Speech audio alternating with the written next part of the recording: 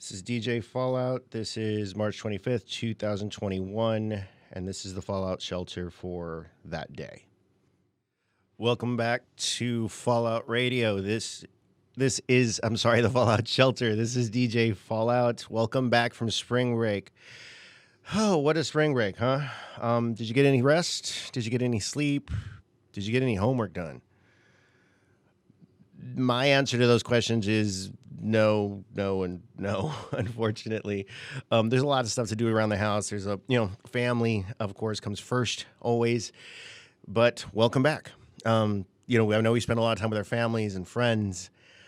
It's still a bit of a whirlwind, though. I know it's Thursday. So this is the welcome back from spring break edition of the Fallout Shelter. You first heard Simple Minds Don't Forget About Me, one of those great songs from one of those great movies that your parents probably made you watch before you went to high school. It's a great movie, The Breakfast Club. It's still pertinent today. Cliquishness and tribalism still exists today. So if you ever want to watch a great movie that's a great commentary on teenagers and Generation X in general, The Breakfast Club is it. So, vaqueros, what's up? How stressed are we this week? As you know, my show, The Fallout Shelter, focuses on the ways that we care for ourselves during times of change, like now. Now, in terms of change, I just got my second COVID shot last week. Just an FYI, for some of you, you will be in bed for the next day. It was awful. A little bit of a body ache, a little bit of fever. This is just my body's way of turning on the alarm system, if you will, pretending like I've got sick. It lasted for 24 hours, and I'm fine. I'm very grateful to have done it for myself and for my larger community because I want to make sure that I'm not going to be spreading the virus and that I'm doing my part by getting vaccinated, along with, of course, the same protective measures that we've got. Speaking of which, we've also gotten through the first week of the no mask mandate from Texas. How are we doing? I know I, for one, am glad that certain businesses like our local HEB have gone ahead and said, you know what, we're going to make sure that we continue the policy inside the stores. So at least for those of us like myself that do get a little bit anxious, when we see a big group of folks with no masks on, it makes it a lot easier to still do those things that we have to do. And a lot of the businesses are still clearly wearing masks. So we're almost there, folks. More and more people are getting vaccinated. I know that UTRGV has called up several people for the Pfizer vaccine. I wasn't eligible because I got my Moderna vaccine through CVS. So I do encourage every single one of you, get vaccinated. Tell your friends to get vaccinated. That way we can all make sure that we get through this together. Here's Blue Oyster Cult.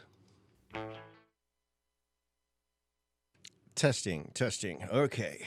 Today, April 1st, 10:59 a.m., April 1st, 2021. My name is Ruben Rios, and this is the Fallout Shelter.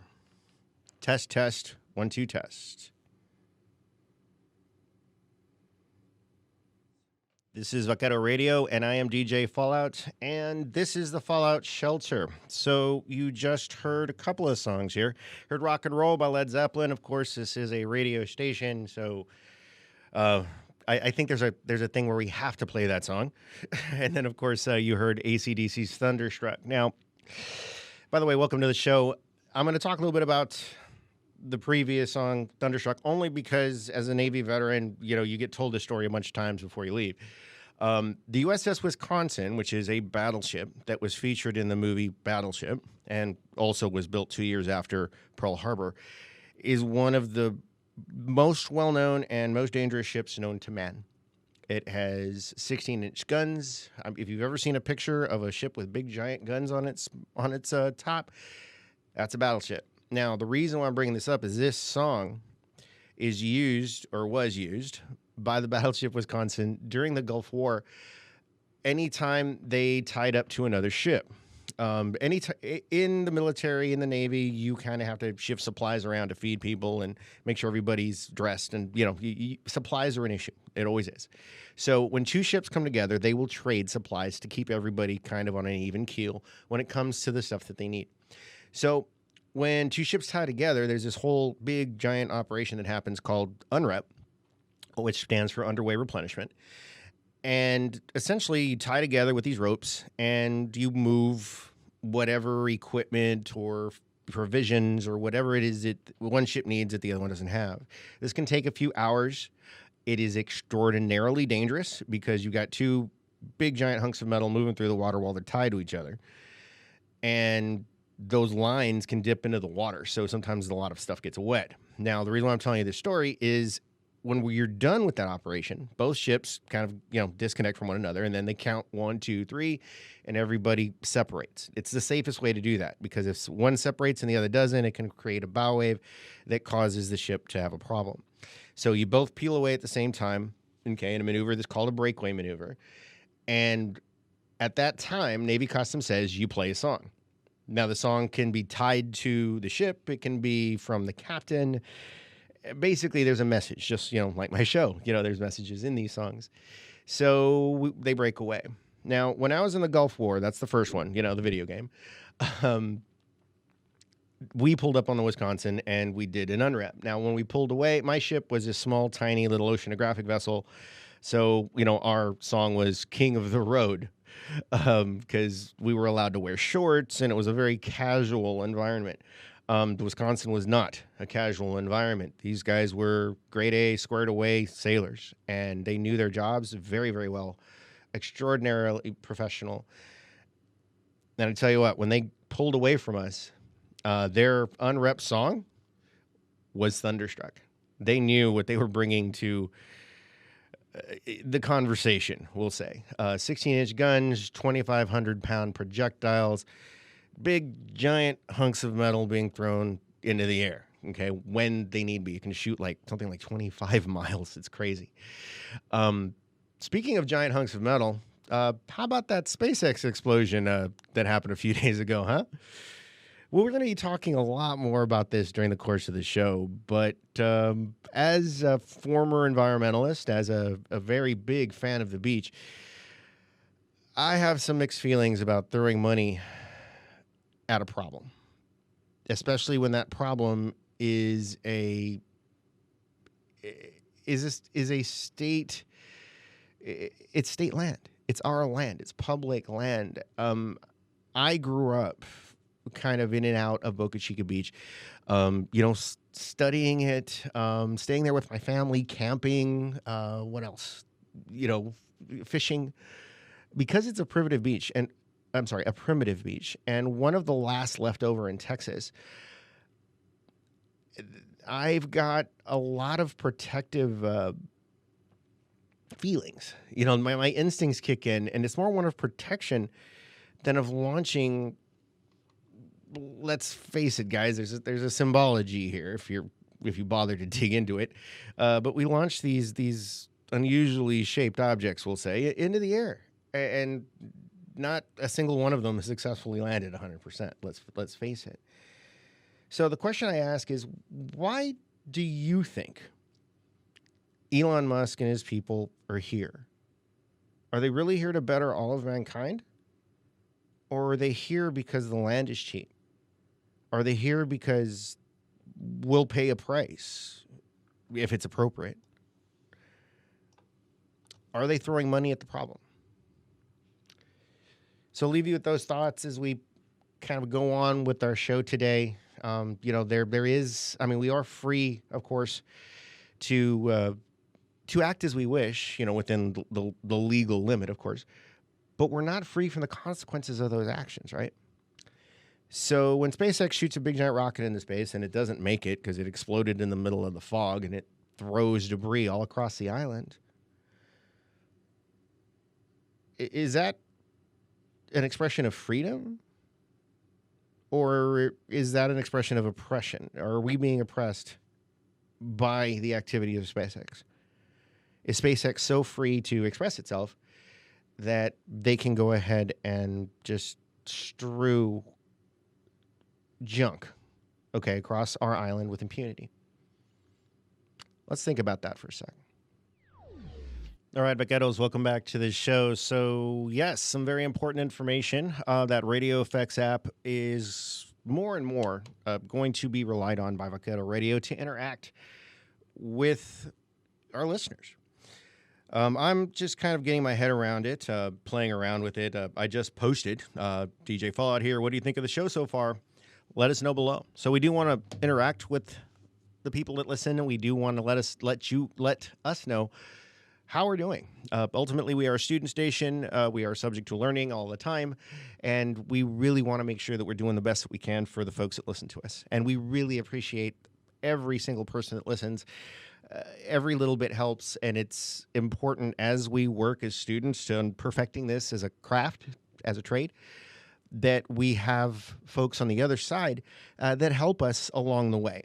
Okay, it's totally important to this experience. Now, I spoke a little bit about SpaceX earlier. I don't know if anybody here and any of the, I mean, I'm sure most vaqueros know this, but for those that are listening, they may not be local. The latest Starship blew up in zero visibility in the middle of a fog, and it threw rocket parts all over Boca Chica and into the water, and the fuel landed on the water, and the cloud of debris rained in the form of insulation on South Padre Island. This was a pretty traumatic event. Then everybody that witnessed it was a little bit alarmed at what happened. Shortly after this, the CEO of SpaceX donates $30 million to the city of Brownsville in Cameron County. Now, we all know, of course, that correlation isn't causation, right? But what does one thing have to do with the other?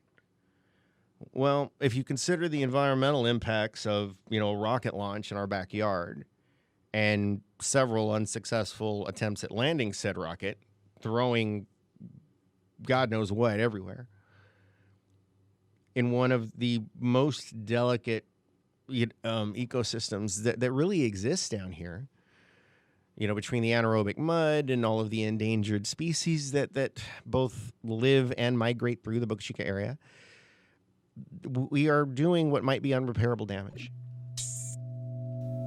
Hey everyone, this is DJ Dan. That was unintentional. I apologize for that. Excuse me. As I was saying.